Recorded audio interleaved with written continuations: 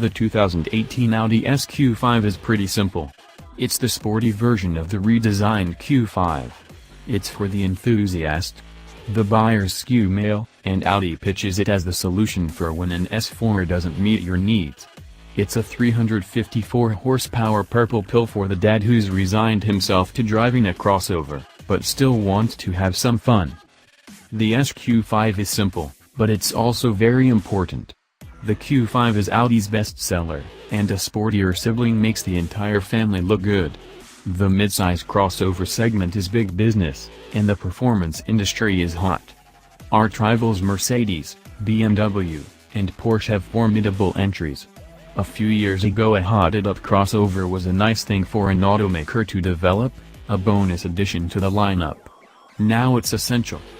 The SQ5 definitely feels like the right vehicle at the right time. Cruising around Vancouver Island outside Victoria, the stately capital city of British Columbia, we're having heck of a good time. The crossover, based on a platform shared with the larger Q7, feels nimble and eager. Breaking free from early morning traffic, we find the Trans-Canada Highway, queue up dynamic mode, and take off. Dynamic mode adds heft to the steering, lowers the vehicle 0.6 inches from auto mode, and deepens the exhaust note.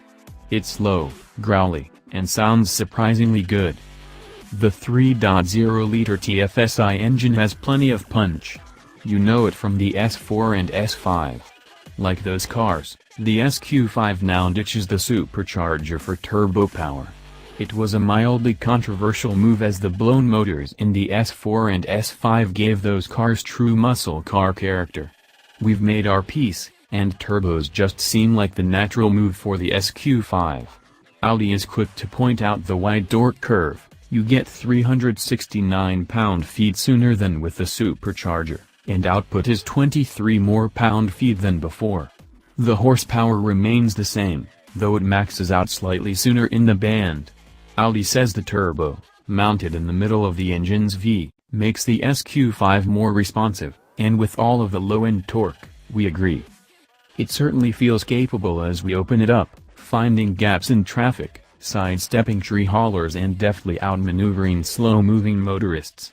We find a rhythm on the Pacific Rim Highway, smoothly tackling the curves, pulling the paddles for quick downshifts from the 8-speed automatic Tiptronic transmission, and aggressively accelerating before giving way to common sense. It's a beautiful drive. Spring is taking hold in British Columbia, the daylight is streaming through the expansive sunroof, and we're soaking in the sights as we pass waterfalls, rock formations, and a stream called Capture Creek. The mountains, some already sprouting green trees, and some topped with snow, beckon us forward. It rained briefly earlier in the day and fleeting thoughts of the Quattro all-wheel drive system's capability crept into our consciousness.